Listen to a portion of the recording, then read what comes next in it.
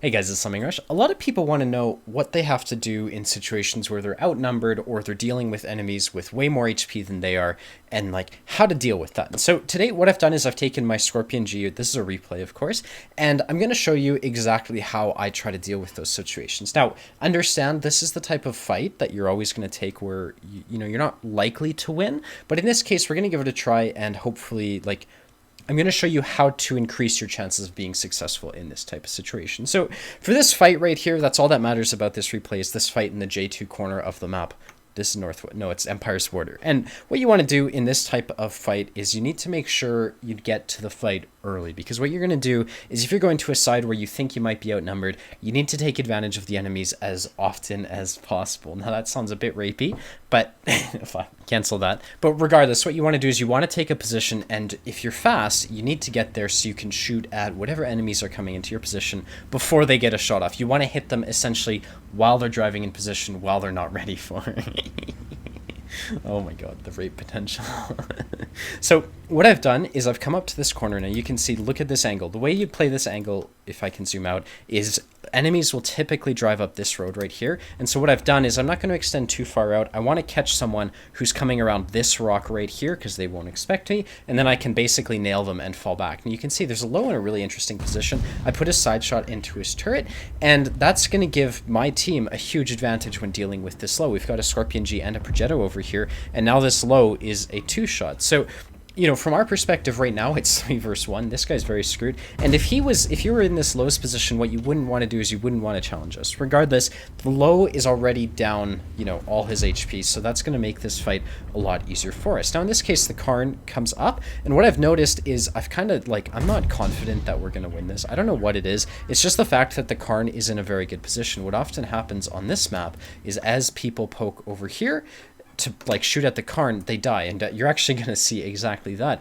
But basically what I've decided is I don't think we're likely to win it, because all this Karn has to do is not move to win this side of the flank. So what I'm doing is I'm trying to shoot at his commander's hatch, but I'm not going to overcommit, and I'm definitely not going to drive way out into the open here to try to out alpha him, because you know the probability that he's being supported by someone is just so high, it's not worth the risk. So put a shot into his commander's hatch. That's a 200 to 490 alpha damage trade. That's exactly what you'd want to do in a tank like the Scorpion G if you're brawling. You can see I come back to repeat this process, look for shot in his commander's hatch. This one bounces, I believe. That guy got really lucky right there, but you know, it is what it is. What's going to eventually happen is, well, you can see my team is smart enough not to YOLO this guy, but as he falls back, it tempts us forward. So this Karn is playing it exactly as he should because he's outnumbered in this context. But what's going to happen is players like the Scorpion G are going to be prone to just YOLO that guy, and then they're going to die, presumably because the Karn probably has support, and from there it's going to be really rough. So you can see I fall back because I'm like, hey, we're not going to push this, and then a VK appears. So what's happened here is they've got the 1000 HP Karn, and they've got a really high HP VK, and this guy is in a really rough angle to play because all that VK has to do is to drive into him. So you can see what's going to happen is this Scorpion's going to die, and this Progetto, well, he's not low HP yet, but he's going to be. So I put a shot into the Karn. That's an alpha trade that I'm okay with taking, but what happens here is the Scorpion G basically just dies to the VK right here, and what I have to do is I know that this Scorpion G is probably going to die. So what I'm doing is I'm holding the angle. I'm going to try to track the VK. I missed the shot on the track just to try to save that Scorpion G, and he dies. So now we're in a crossfire, and this is where the game gets really rough, because what I'm thinking is, if you look at the map, this guy here hasn't been spotted for a while, and so I'm kind of wondering where the hell is he. And so what I have to do is I have to kill as many people as possible, because I noticed that he wasn't there, and I expected them to have more enemies on this side. So what I'm doing is I'm rushing the VK. He's a 1-shot. I need to get him out of the fight, and what's going to happen is this guy's a 1-shot, so you can imagine this Karn's going to push up as I deal with that. So just understanding micro plays right here, I'm probably going to take a hit. I don't think I do get the kill from the VK. And now what's going to happen is this Progetto's in a really rough spot because he's going to get shot. Now, like I said, I expect someone else to be on this flank. In this case, I expected it to be the IS-3. It's not unheard of for random people to be over here. And so what I have to do is I have to try to keep this Progetto alive. And you can see I'm doing that by simply trying to deal with the Karn. Now, I didn't notice the IS-3 just yet. He shoots me. Now I notice him. And so what you have to do in this situation, if you're, you know, effective, we're not technically outnumbered, but there's a full HP IS-3 behind me. So what I have to do to be a team player in this context is I have to go after whoever's the easiest to kill. So I'm YOLOing the Karn. This guy's got really high DPM. I have to make the shot count, and you can see the IS-3 unfortunately gets the Progetto. And so this is a situation where now I'm a one-shot. I've got 28 HP, and this IS-3 is on 1,232. So he's a 3-shot for me, and I'm a 1-shot for him. Now, if you're ever in a situation like this, it's really easy to realize that this guy right here will see a one-shot tank and want to rush you. So if you're faster than him, what you can do to exploit that is you can play Ring Around the Rosie. So what's going to happen here is this IS-3 is going to drive into me, and you can see he's going to do just that. And what I do is I take a position where I can get a shot off and then rush straight into cover. So you can see once I shoot, I have a downhill escape basically, and that's going to allow me to play this corner. So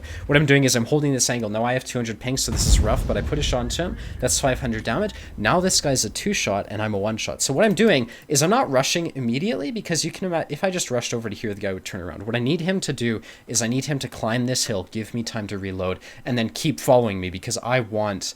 This is a favorable fight right here. So what I'm going to do is I'm sitting here for as long as I reasonably can. You can see I don't have the gun depression to shoot him, and I'm just going to yeet myself away from this flank so I can repeat the process right here. So I thought about sticking here, and that would work if he was a 1-shot, because he'd have to come over the ridge. But the problem is, after I shoot him, he can just drive over the ridge, and I wouldn't be safe. So what I have to do is I have to take an angle akin to the one I just took. And this is where it gets risky, because what if the IS-3 comes down this way? So I'm being really careful with the timing here. You can see I got safe right here. And if the IS-3 came down this way, I'd have this rock to dance around if I needed to. But what's going to happen is I'm going to hold this angle. I'm watching for that IS-3. I expect him to just YOLO down that ramp. And you can see I'm checking, because just in case he went the other way, you know, he wouldn't be spotted. And so if I didn't spot him now, I'd go check the other side. Now you can see he's not prepared for me at all. We're able to put a very quick shot into him, and his probably just going to snapshot right here. He's not the greatest of players, and this is where the position gets rough. So I've used this rock for cover, but the IS-3 gained a ton of momentum coming down that cliff,